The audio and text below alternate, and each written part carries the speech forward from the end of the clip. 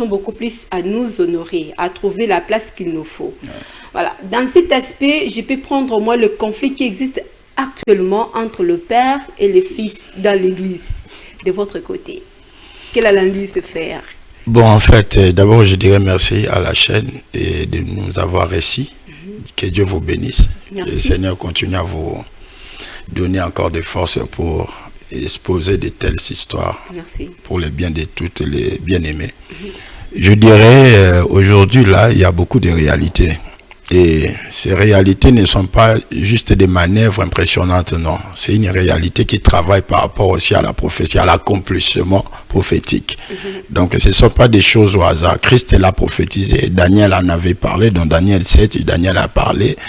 Et aujourd'hui, nous vivons juste des réalités. Question peut-être de savoir comment s'échapper de cette réalité pour rester vrai et rester dans la perfection. Mais ce que je veux dire, les conflits, c'est parce que, la Bible a parlé, il y a manque de connaissances qui nous met dans les dérapages. Parce que celui qui a la connaissance doit savoir que c'est vrai que nous sommes jumeaux, mais la connaissance naturelle et surnaturelle ne m'interdit pas de reconnaître que c'est lui qui est sorti avant moi. Oh, donc c'est et d'avoir aussi les réserves de ne pas précipiter avant lui. C'est-à-dire, Proverbe 3 nous dit... Là, c'est entre vous. Mais imaginez qu'ils sont juste... C'est ce que j'ai dit. J'ai donné cet exemple pour faire voir qu'il y a quand il y a la connaissance, on sait ce qu'on est et on sait ce que nous devons faire. Okay. On ne peut pas agir hors la connaissance. Dans la connaissance du véritable, de la vérité, fait partie des facteurs certains qui en manquent n'auront pas le respect du Père. Et les pères qui en manquent ne sauront pas aussi diriger le Fils.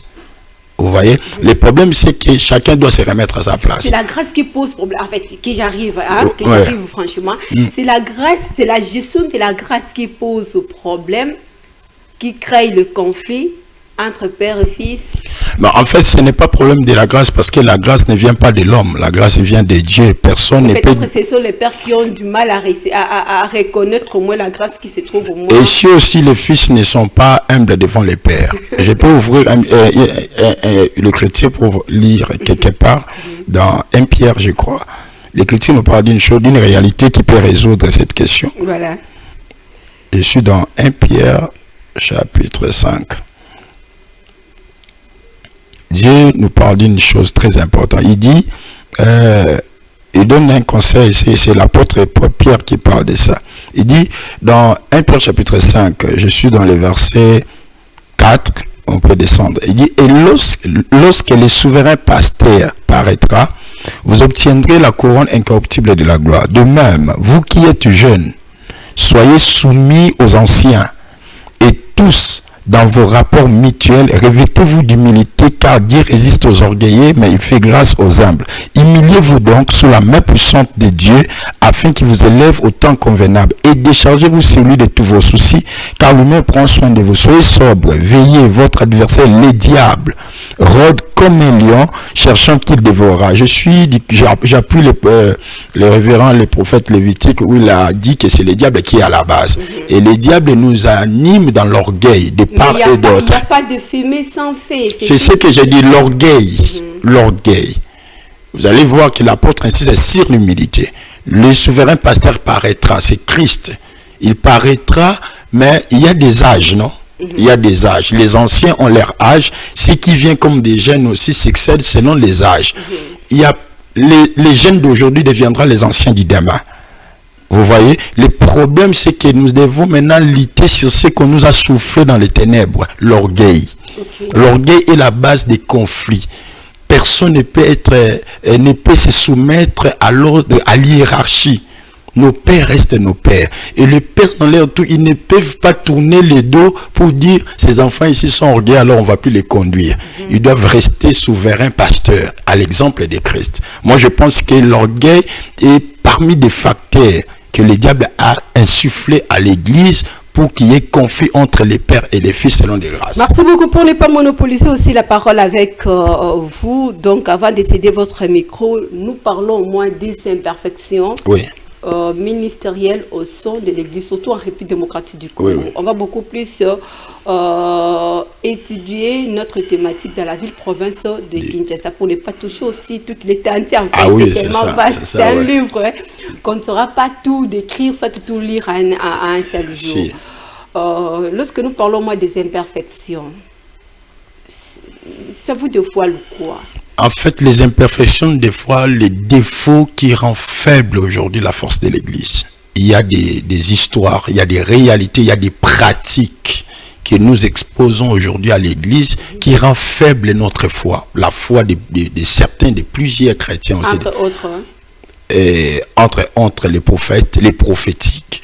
les Les prophétiques aujourd'hui, les manœuvres des miracles. C'est-à-dire les miracles formulés. Les miracles comme bricolés. Il y a des réalités aujourd'hui qui ne témoignent pas les vrais. Qui rend maintenant, après que cela soit découverte, il y a certains qui ont tourné les doigts à l'église. Merci beaucoup. Waouh, quelle révélation. En fait, je vais aller avec le prophète Lévitique. Je suis sûr qu'il ne veut pas contredire ce que vous venez juste de dire. Il a soulevé un point majeur partant au moins de manœuvres, soit de la fabrication des prophéties au moins dans notre ville-province de Kinshasa. Lorsque ça tarde, ça pose problème. Lorsque ça n'arrive pas à avoir lié comme cela a été au moins prophétisé, là aussi ça crée des imperfections de votre côté. Quelle lecture faire alors? C'est déjà bien dit. Ce que j'aurais ajouté, c'est pas seulement le prophétique et le miracle, mais c'est aussi les habits de la connaissance. Les habits de la connaissance. Oui, ce que nous disions aux gens, les enseignements d'aujourd'hui et l'origine. Vous avez demandé une question, c'est que c'est l'origine de cette rancune. Mais si j'enseigne un enfant la bonne conduite, la majorité des enfants seront dans la bonne conduite. Ce que nous enseignons fait partie de la racine de cette réalité. Alors, s'il faut faire 2 pas en arrière, c'est La que doctrine. notre 2 pas, voilà. La doctrine d'aujourd'hui a été n'est pas déformée. saine. Regardez dans Jean chapitre 6, je crois verset 32, la Bible dit quoi? Jean chapitre 8, verset 32, il dit vous connaîtrez la vérité et la vérité vous affranchira. L'objectif de l'Église est à affranchir le peuple. Il n'est pas question d'abord des rancunes de fils et de père. Un père construit son foyer ou la famille par la connaissance qu'on appelle vulgairement l'éducation, selon la science. Mais selon la Bible ou encore la spiritualité, c'est ce qui fait la doctrine. La doctrine est notre base de l'éducation. La doctrine, aujourd'hui, je suis, entre guillemets, si je pourrais le dire, révérend au visionnaire de l'Église. Mais je n'ai pas ma doctrine. Si j'aurais ma doctrine, c'est ma gloire.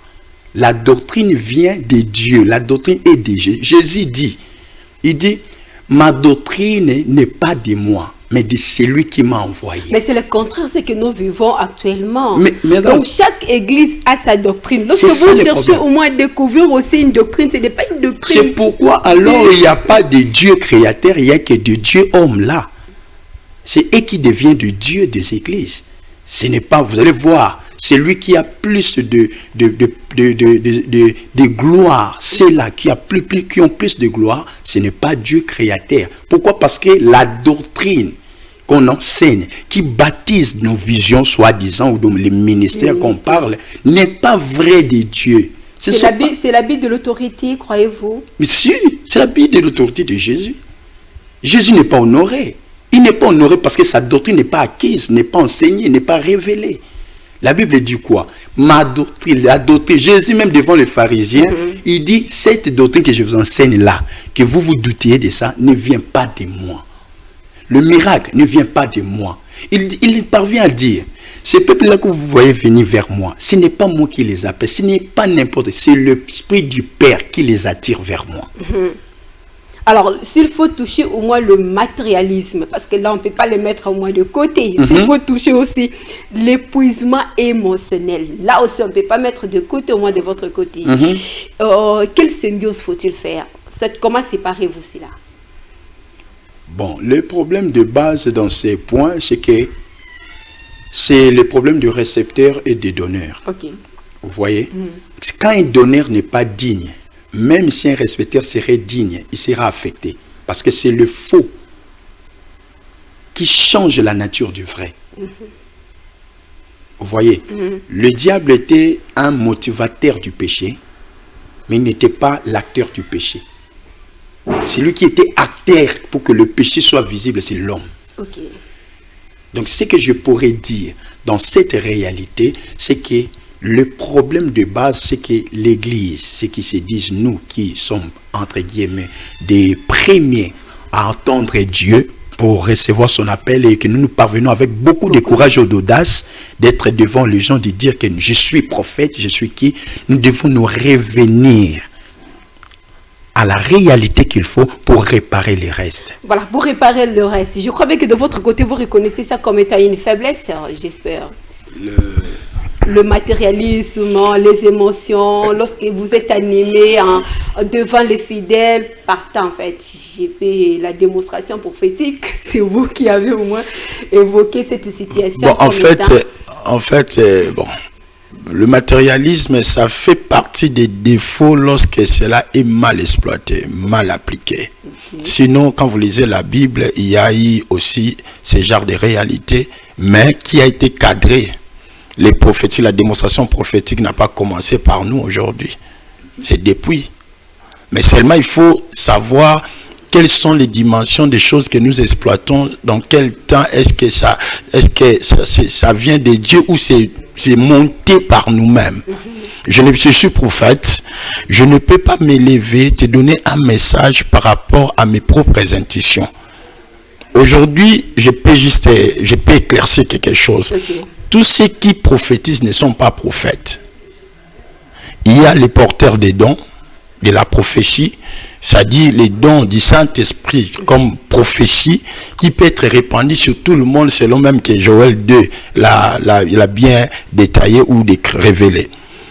Mais il y a aussi des prophètes en mission. Des personnes que Dieu a donné la mission. Je suis dans Nombre chapitre 12. Je vois Dieu parler à Myriam, Marie et Aaron. Il leur dit, quand il y aura parmi vous un prophète, je lui parlerai par des visions, par des songes, et tout ça. Mais lorsqu'il s'agirait de Moïse, mon serviteur, vous pouvez voir cette différence. Il dit, en lui, il est mon représentant. Vous allez voir que il y a une différence entre les prophètes et ceux qui portent juste les dons. Ce qui se passe aujourd'hui là, ce qui est matérialisé aujourd'hui dans le cadre spirituel appelé prophétique, les prophétiques, ce n'est pas réellement la mission d'un prophèète. C'est juste un mouvement. Mais ça affecte aussi la cohésion des Ça affecte parce que on a fait de ça comme, que je vais dire, une branche commune de la vibration, du taux vibratoire de l'église. C'est-à-dire, pour que l'église se sente église, on doit voir les gens prophétiser là-bas. Or, dans l'Ancien Testament, comme dans le Nouveau Testament, il y a eu des grands prophètes qui ont prophétisé, mais ils n'ont pas fait de la prophétie la base, du prophétique, c'est-à-dire de ces mouvements-là, la base. J'ai vu des gens qui ont prophétisé dans 1 Samuel, chapitre 10. J'ai vu Saoul prophétiser après avoir rencontré les prophètes, après qu'il venait de chez Samuel, les prophètes, lorsqu'il parcourait il partait vers le tombeau de Rachel. Il a croisé le prophète, il a prophétisé avec eux. J'ai vu David aller dans 1 Samuel 19, aller auprès de Samuel, là où était Samuel. Lorsque David arriva là, il prophétisa, mais il n'était pas des prophètes. Ça, ce n'est pas être prophète. Là, c'est juste les dons. C'est juste une activité de la prophétie, mais ce n'est pas être prophète. C'est juste un mouvement spirituel, une atmosphère des dons. Ça peut être activé ici, toi tu prends les messages, mon frère du côté prend les messages, il parle. Et là où, je peux vous dire une vérité, là où il y a la prière active les visions hors l'humain. Okay. C'est-à-dire le physique, là où quand quelqu'un entre en soi pour prier avec une concentration, il peut voir, mais cela ne veut pas dire qu'il est prophète. Mais il y a des prophètes. Et ces prophètes-là, maintenant, au Congo, ce sont ceux-là qui ne sont pas visibles. Ceux qui sont visibles, ce sont des porteurs des dons. Les porteurs des dons qui sont dans le mouvement du prophétique, parce que le prophétique, c'est un mouvement. Mais la prophétie, c'est Dieu dans l'homme qui l'envoie. C'est pourquoi, je peux lire ces passages, ça va nous aider s'il vous plaît. Nombre chapitre 12. Nombre 12, je crois, le verset 9. C'est vraiment un éclairage qui va nous aider. Il dit, verset 6, il dit, écoutez bien mes paroles, lorsqu'il y aura parmi vous un prophète, c'est dans une vision que moi, l'Éternel, je me révélerai à lui, c'est dans un songe que je lui parlerai. Il n'en est pas ainsi de mon serviteur Moïse. Il est fidèle dans toute ma maison. Vous voyez, là où même l'église prend place. Il est fidèle pas à l'extérieur, pas pour que les gens voient que ça c'est Moïse, mais dans ma maison. Ça dit, il suit les règles. Il obéit au commandement. Et qu'est-ce que Dieu dit? Après, je lui parle bouche à bouche, je me révèle à lui sans énigme. Et il voit une représentation, voilà, une représentation de l'Éternel. Lorsque Moïse voit une représentation de l'Éternel, il ne parle pas de lui, il ne fait pas les impressions, il transmet Dieu au peuple de Dieu. Donc, lorsqu'il est question au moins de la prophétie, c'est de bouche à bouche avec Dieu. Quand il s'agit de prophètes de mission, Dieu les utilise comme une représentation de sa divinité. Merci beaucoup. Comme nous parlons moins de cette imperfection ministérielle, dans la ville-province de Kinshasa. Alors là, je vais avec le prophète Lévitique. Lévitique, oui. De toutes les façons, c'est à vous de nous dire où est la place de Dieu à l'église actuellement. Parce que le pouvoir nous devons accepter que son pouvoir est erroné. Si c'est déjà le cas, que le pouvoir est déjà erroné, c'est que la place de Dieu n'est pas vraiment à l'église aujourd'hui. N'est pas vraiment palpable. Que faire alors? Bon, ce qu'il faut faire, la première des choses, c'est prévenir. La Bible nous parle, je vous avais parlé de 2 Timothée chapitre 3, à la fin dans le verset 5, la Bible dit quoi? La Bible dit, éloignez-vous de ces hommes-là. Ils nous ont donné les caractères. Égoïstes, les hommes seront fanfarons, égoïstes et amoureux de l'argent, le matériel là seront. Ils ont cité tout, orgueillés, tout. Ils régneront la piété. Vous allez voir, or, la piété, c'est un grand mystère qui appuie la vérité de Dieu. Or, Dieu est vérité et amour. C'est ce qui définit l'esprit. Vous allez dire même, si vous voulez que j'ajoute quelque chose de ce que le prophète vient de dire, dans le mouvement, il y a quelque chose, il y a aspirer, quelque chose d'aspirer. Vous pouvez aspirer et être. Dans 1 Corinthiens, chapitre 14, je crois, il dit « Recherchez la charité. » Recherchez. Il dit maintenant « Aspirez aussi. » Aussi, ça devient un ajout. Ça devient comme un bénéfice. Recherchez premièrement le royaume et la justice de Dieu. Les restes vous sera donné par-dessus. C'est normal qu'il y ait. Lorsque j'aspire à un don, à une grâce, automatiquement, je quand vous priez, il y a toutefois une essence spirituelle qui va mouver en vous. Ces mouvements spirituels peuvent vous emmener dans des extases prophétiques pour que vous soyez révélés de ce que vous ne connaissez pas. Mais cela ne fait pas de vous une prophétesse, maman. Mais c'est ça, en fait, nous c'est ça le problème maintenant. Ce matin, partant des imperfections que vous venez juste d'évoquer, ou que vous allez juste évoquer, la place qu'occupe Dieu. C'est ce que nous voulons dire. C'est l'église, c'est son église en fait. C'est ce que j'ai dit, c'est ce que je voulais dire. Je reviens juste là pour compléter un peu la différence que les gens n'arrivent pas à faire. Aujourd'hui, beaucoup sont faits prophètes à cause de ça. Ils n'attendent même pas l'onction, ni la consécration, ni qu'un homme de Dieu voit ce qui est en lui. Il se le fait à cause des songes, de visions, d'une aspiration. Même les chantres aujourd'hui, vous allez voir. Je te proclame directement. Voilà, c'est ce qu'on peut dire. Maintenant, la place de Dieu dans ces mouvements erronés ne sera jamais. Dieu ne vit pas dans les désordres. Vous faites des choses, vous nous avez donné un micro-sel, mais nous sommes à des. Ce qui veut dire quand l'autre parle, l'autre se taise. La Bible dit ça. Mais regarde les désordres d'aujourd'hui. Mais aujourd'hui, il y a des tic-tac, des réponses du haut de la chair. Même, en fait. Non seulement ça, 3 prophètes s'élèvent ici contre une seule personne. L'autre dit, l'autre dit, l'autre dit, l'autre dit, l'autre dit, l'autre dit. Où est c'est la démonstration. Il n'y a pas Dieu. On n'a pas besoin de ça. Le peuple de Dieu n'attend pas ça. Le peuple de Dieu attend les salis. Les salis. Oui, la Bible dit. Dieu est esprit. Ce qu'il adore doit l'adorer en esprit et en vérité. La vérité dans cet esprit, c'est les règnes de Dieu. Notre Père qui est au ciel, Matthieu chapitre 6, verset 9 verset à 10. Notre Père qui est au ciel, que ton nom soit sanctifié, que ton règne vienne, que ta volonté soit faite sur la terre comme au ciel. La volonté que nous cherchons, ce n'est pas une volonté terrestre, c'est une volonté céleste. Et la volonté céleste par Jésus, c'était ça son ministère, sa doctrine. C'était quoi? La repentance. Il nous invitait à la repentance pour faire régner Dieu, pour vivre notre éternité, les salis.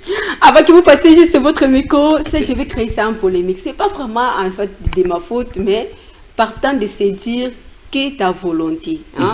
Mais lorsque vous prophétisez, beaucoup plus vous avez cette, je ne sais pas, ce que vous utilisez, vous employez beaucoup plus, je vois dans mon esprit. Là, il est question de la volonté divine ou bien de la volonté personnelle, parce que vous voyez en fait dans votre... Quand il voit déjà dans son esprit, ce n'est pas l'esprit de Dieu. Ce n'est pas l'esprit de Dieu. Parce qu'il devait voir par l'esprit de Dieu, pas dans son esprit. Je sais que c'est la majorité des prophètes, mais ce n'est pas tout le monde. Il y a toujours une exception. C'est là où on veut dire, dans la majorité, il n'y a pas les constants de la vérité. Mais dans l'exception, la vérité ne manque pas, même au Congo. Le vrai Dieu existe. Le vrai Dieu existe. Merci beaucoup, prophète Lévitique. Alors, la mission que devrait occuper réellement l'Église actuelle, surtout dans notre société. Êtes-vous arrivé au sommet, vous tentez à y arriver, vous tentez à se lancer ou bien vous accomplissez directement la mission comme il faut l'Église actuelle? Nous sommes en voie. En voie. Donc on n'est pas encore arrivé. Parce que même dans nos congrégations aussi, il y a des choses qui n'est pas à la hauteur. Ça, il faut l'avouer. Nous faisons l'effort par rapport à la mission de Dieu de faire... de combattre un peu ces vents-là dans la mission où Dieu nous a confié. C'est-à-dire, si on dit que nous sommes à la hauteur, là, on n'est pas juste. C'est quoi d'abord la mission que vous confiez? Oui, notre mission, c'est de ramener le peuple de Dieu à la connaissance de la vérité pour les règnes éternels. Pour le règne de Dieu. Les règnes de Dieu, sauver les âmes, c'est ça. Sauver les âmes. De votre côté, je prends au moins le prophète. Je vais parler de quelque chose. Je sais que vous allez juste ramasser. Il y a un point là que je dois un peu bien éclairer. Le prophète a bien répondu, mais je vais un peu les répondre selon les techniques des prophètes. Et quand un prophète dit mon esprit, je vois dans mon esprit, ce n'est pas dit que c'est l'esprit. Ce n'est pas l'esprit de Dieu. Vous savez, il y a une configuration, c'est-à-dire un paramétrage de chaque esprit dans chaque corps. Tout corps ne fonctionne pas de la même manière. Quand un prophète dit dans mon esprit, ça veut dire dans sa direction. Cela ne vient pas des prophètes que vous voyez aujourd'hui. Depuis la Bible, je prends l'exemple d'un prophète Élisée. Géasi a accompagné Naaman qui avait de la lèpre. Après l'avoir accompagné, Géasi a pris les présents que Naaman avait amenés à Élisée sans le consentement d'Élisée, des prophètes, parce que les prophètes avaient refusé de le prendre. Géasi l'a pris, qui était serviteur d'Élisée. À son retour, il a fait semblant comme s'il n'a pas pris. Et les prophètes, son maître Élisée et son père spirituel lui demandent: qu'est-ce que tu as fait? Voilà. Il dit non, je n'ai rien fait. Bien, puisque tu n'as pas fait. Là où tu étais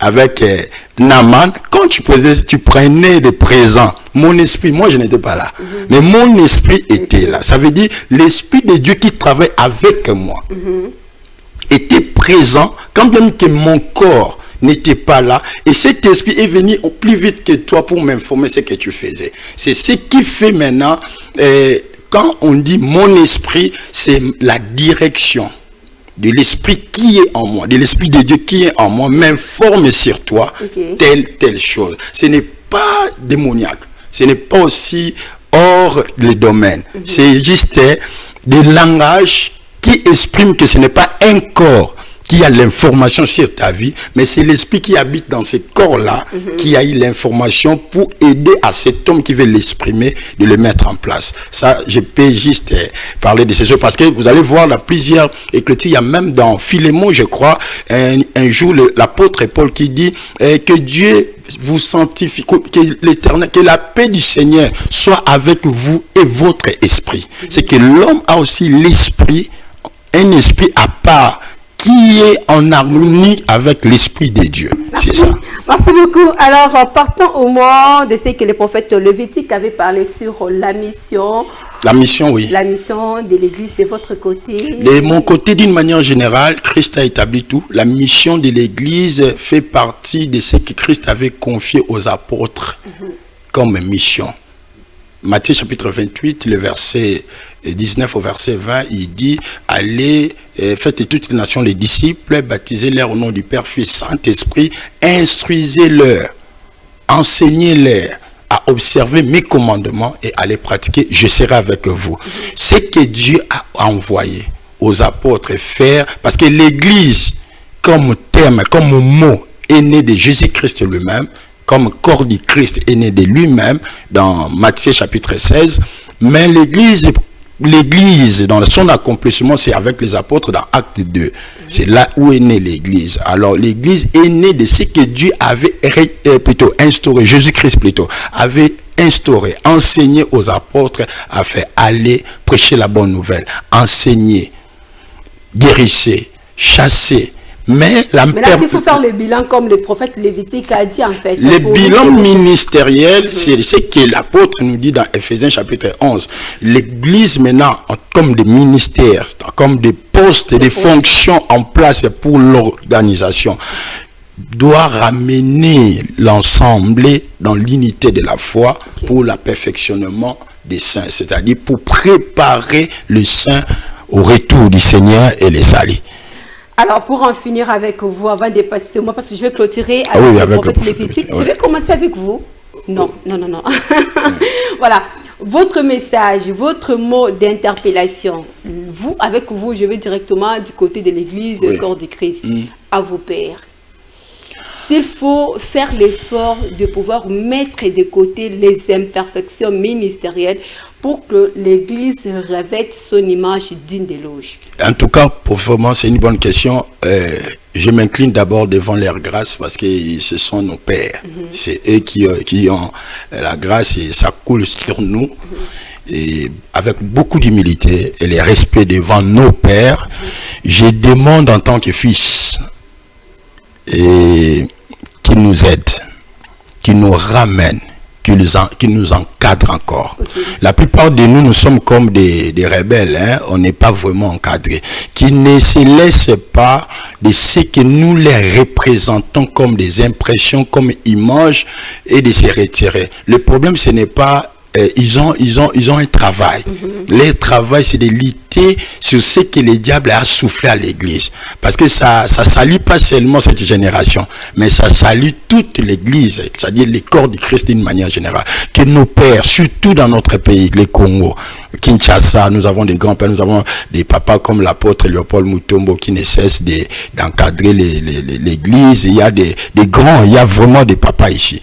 Des prophètes aussi, des grands prophètes qui sont là, qui aident l'Église, qui ne font pas les triages, il y a Batumo Boine, catégorie Boine, il faut pas non, qu'ils rassemblent l'Église, qui créent vraiment des idées, qui va rassembler l'Église et sur cette plateforme, qu'ils aident l'Église, qu'ils aident cette génération, qui nous aident nous à comprendre qui est le Christ et qu'est-ce qu'il faut pour que l'Église se remette à la place. Parce que nous avons une bataille vis-à-vis du diable, c'est-à-dire c'est lui qui est notre problème. Merci beaucoup. On va finir au moins avec le prophète Lévitique de votre côté. Au moins, je vais préciser en fait dans votre message d'interpellation. Je souhaiterais que vous parliez beaucoup plus de la manipulation spirituelle, parce que là aussi ça pose un problème, et de la recherche de la gloire personnelle. S'il faut interpeller le jeune serviteur, s'il faut interpeller l'Église, corps du Christ, d'une manière générale. Merci beaucoup. La première des choses sur la manipulation, je dirais que nous revenons à ce que l'Écriture dit, de veiller sur les astuces sataniques. C'est que le diable, le piège, les tentations du diable tout autour de nous, surtout pour ceux qui ont véritablement la grâce de Dieu. Je ne parle pas de tout le monde parce que tout le monde n'a pas la grâce comme il prétend avoir. Oui, ça, pour la manipulation, la première des choses, je me réfère appel à tout le monde à veiller à la tentation de ne plus se laisser faire des illusions que le diable met dans nos pensées, des réflexions, des envies et de besoins qui ne collent pas, de convoitises de l'esprit, qui ne regardent pas vraiment le chemin. Et s'il faut évoquer aussi les enjeux doctrinaux? Les enjeux doctrinaux que je pourrais dire, la première des choses, c'est que nos enseignements fait partir, et la base de tout, c'est que nous disons, la conduite de chacun de nous, les habits sont trop, les discours, la fausse doctrine ne fait pas honneur de Dieu. Donc ce sont des choses à qui nous devons veiller, et aussi les aspirations, du don. Voilà, on peut s'aspirer de quoi que ce soit, mais que ce ne soit pas pour nous, mais que ce soit pour la gloire de Dieu. Ok. Et quand je reviendrai... Que Dieu trouve réellement sa place. C'est ça le problème, maman. Si Dieu ne trouve pas sa place, il n'est pas là avec toi. Que les gens ne se trompent pas, oh non, Dieu est partout. Non, Dieu n'est pas partout. La Bible dit, il sortira en ces temps-là de faux Christ, de faux prophètes, qui disent que je suis le Christ. Ça sera un signe. En réalité, ce n'est pas moi, Christ. Ils feront des prodiges de miracles jusqu'au point de séduire, s'il est possible, les élus de Dieu.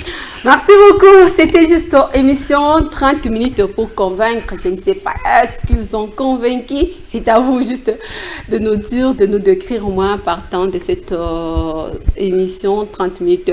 Pour convaincre, de mon côté, je suis fière de vous. Merci surtout d'avoir accepté à notre invitation. Je sais que c'est le tout premier numéro, mais pas la dernière. Alors, je dis merci à la grande équipe. En fait, suivez la rediffusion de cette émission le dimanche à 15h10. Portez-vous bien. Au revoir.